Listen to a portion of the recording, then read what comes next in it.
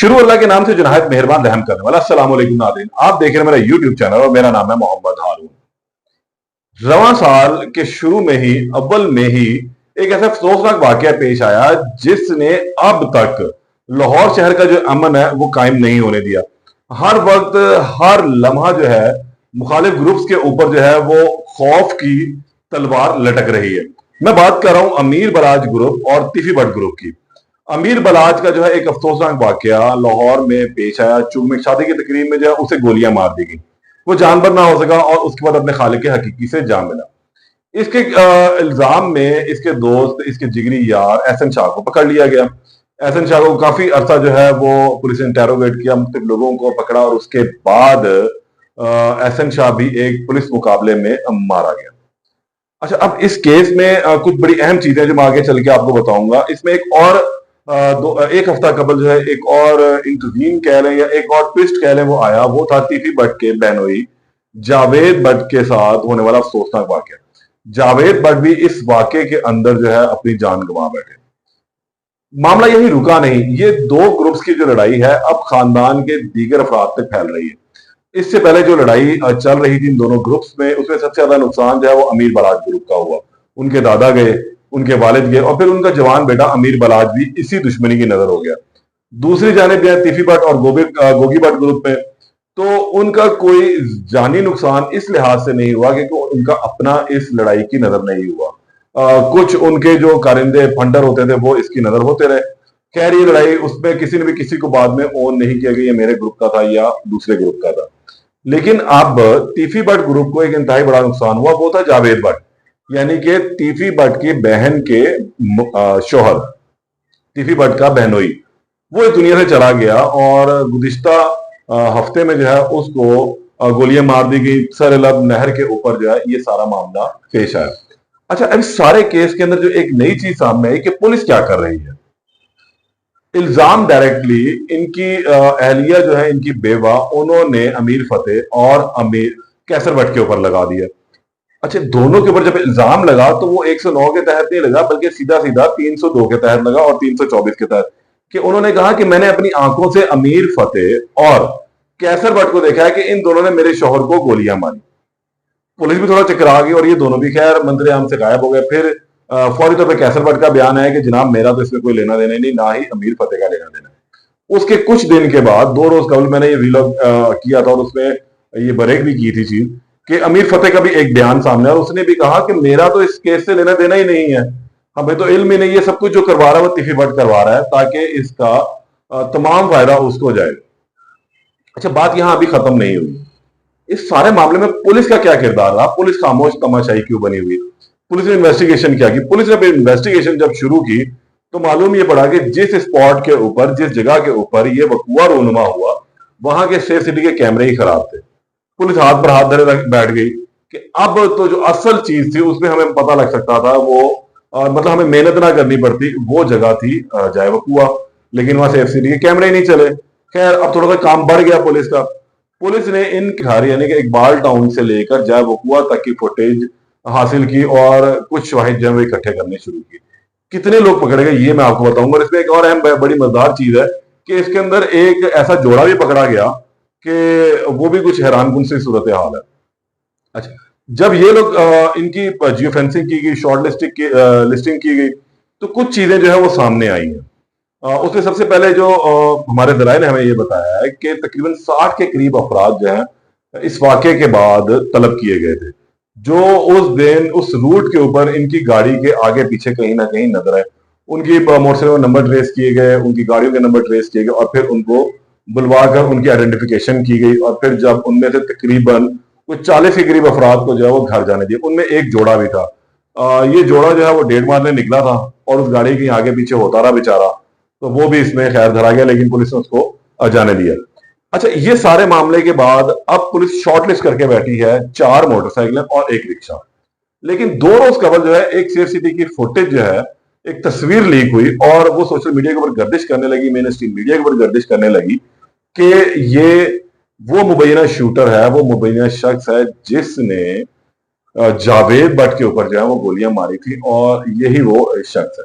तमाम मुख्तलिफ जराये से जब कोशिश की गई इस बात को कंफर्म करने की, तो किसी भी पुलिस अफसर ने इस बात को ऑन नहीं किया कि आया ये वही शख्स है जिसने ये वाकया रूनुमा किया। इस फुटेज को अगर आप देखें बगौर जायजा इसका लिया जाए, तो इसके अंदर कुछ चीजें जो है वो बड़ी ही हैरानकुन सामने आई मेरे। इस तस्वीर को अगर हम देखते हैं तो इसके अंदर ये कॉर्नर के ऊपर बिल्कुल लिखा हुआ है PC1, यानी कि ये पीसी होटल के बाहर की तस्वीर है और 2:14 की FIR के मुताबिक ये वाकया पूरे 2 बजे होता है और 2:10 पे वो जो इनकी अहलियां अपने बेटे को कॉल करती। 2 बजे जब ये वकूआ रूनमा होता है तो जो बताया जाता है कि वो लोग ज़हूरुल्लाह रोड की तरफ गए वापस और वहां से ये लोग निकल गए। अब हफ्ते का गालबन ये दिन था और उस दिन ऐसा वाकया रूमा, जो रश तो खैर हर वक्त ही होता है, लेकिन माल रोड पे जब 2:14 पर हम इस तस्वीर की तरफ जाते हैं तो बिल्कुल कोई गाड़ी आती जाती नजर नहीं आती, एकदम पुरसुकून माल रोड जो दिखाई दिया। उसके बाद एक अगली तस्वीर के अंदर वो शख्स ऐवान वज़ीर आला के सामने से, जो जिसे हम 90 शाहरा कहते हैं, वहां से गुजरता हुआ भी दिखाई देता है, लेकिन ये शख्स अभी तक पुलिस की गिरफ्त में नहीं आया। सफेद दाढ़ी है इसकी। अब ये दाढ़ी उसने हेलमेट के अंदर को 2 नंबर पहन रखी है, 1 नंबर पहन रखी है, चेहरा उसका वादिया नहीं हो रहा, मोटरसाइकिल का नंबर जो है वो भी कुछ वादिया नहीं, लेकिन इससे मिलती जुलती कुछ चीजें जो है पुलिस ने अब अपने शवाहिद में इकट्ठी कर ली हुई है।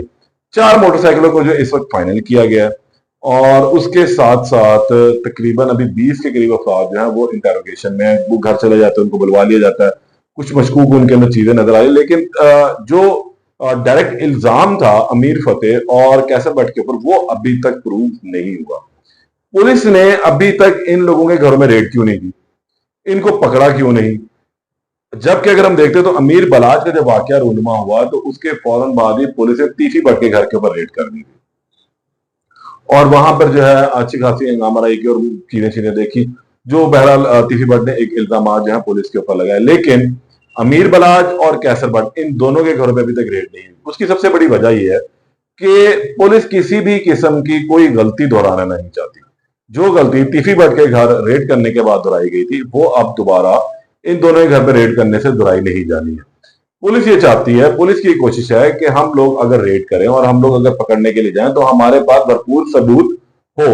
और जिस तरह उन्होंने ये कह दिया कि मौके पर मैंने देखा है दोनों गोलियां मारते हुए, तो जबकि जो शवाहिद और कुछ चीजें जो अभी तक सामने आ रही हैं उसमें ये दोनों मौके के ऊपर नहीं पाए जा रहे हैं।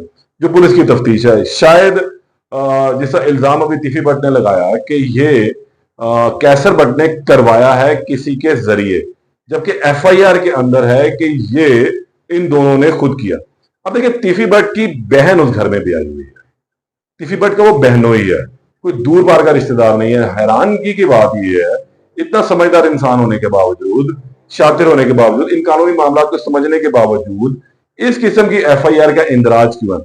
इतलात तो अब खैर ये भी आ रही है कि शायद तमीमे बयान में या जमनी में अमीर मसहब को जो है वो भी शामिल कर दिया गया। अमीर मसहब का नाम इसलिए नहीं आया बीच में कि जिस वक्त ये वकूआ हुआ तो उस वक्त अमीर मसहब बैरून मुल्क था। अमीर मसहब गया तो अमीर फतेह यहां पर आया और अमीर फतेह यहां मौजूद था, पाकिस्तान में, लाहौर में मौजूद था, तो शायद इसका नाम इस वजह से जो है इस तमाम वाकये के अंदर डाल दिया गया। लेकिन अभी तक हकीकत जो है वो बिल्कुल भी सामने नहीं है, ये एक मुअम्मा से जो है बना हुआ है।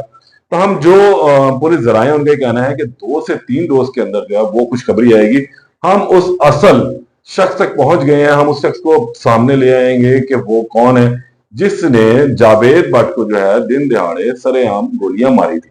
लेकिन अभी तक ये बातें सिर्फ पुलिस के हल्के में घूम रही है। पुलिस बहुत बारीक बीनी से इस तमाम केस को जो लेकर चल रही है। फरहाद अली शाह से मेरी बात हुई थी, जो प्रोसिक्यूटर जनरल पंजाब है, उनका यह कहना था कि मैंने 10A का नोटिस जारी करके तमाम जो है इन्वेस्टिगेशन को जो है वो देखा है और उसको बुलवाया भी है, उन चीजों को देख भी रहे, किसी किस्म का जो है लकूना इस केस के अंदर नहीं छोड़ा जाएगा। दूसरी जानिब पुलिस के आला अफसरान भी इसी इंतजार में बैठे हैं कि 110% की जो है वो लीड उन्हें मिले, उसके बाद जाके वो उस शख्स को पकड़े जो इस सारे मामले के अंदर मुलविस है, क्योंकि वो पकड़ा जाएगा तभी आगे चलेगी। रूट और चीजें जो कहानियां कुछ बनी थी वो ये थी कि 4 शूटर हैं, 2 मोटरसाइकिलें हैं, एक शूटर उतरता है, चलता है, उसके बाद वो रिक्शे पर सवार हो जाता है, रिक्शे से वो उतरता है, गोलियां मारता है, वहां से दोबारा सवार होता है बाइक के ऊपर और फिर जो है ये वहां से निकल जाते हैं। ये कहानी जो है फिलहाल अभी तक सामने आ रही, लेकिन इस कहानी में भी कितना वजन है, इसमें कुछ भी कहना कबल वक्त है। अमीर फतेह और कैसर बट का इस कहानी में क्या किरदार है, ये भी कहना कबल वक्त है। दोनों मौके पर मौजूद थे या नहीं थे, ये शवाहिद इसका फाइनल करेंगे।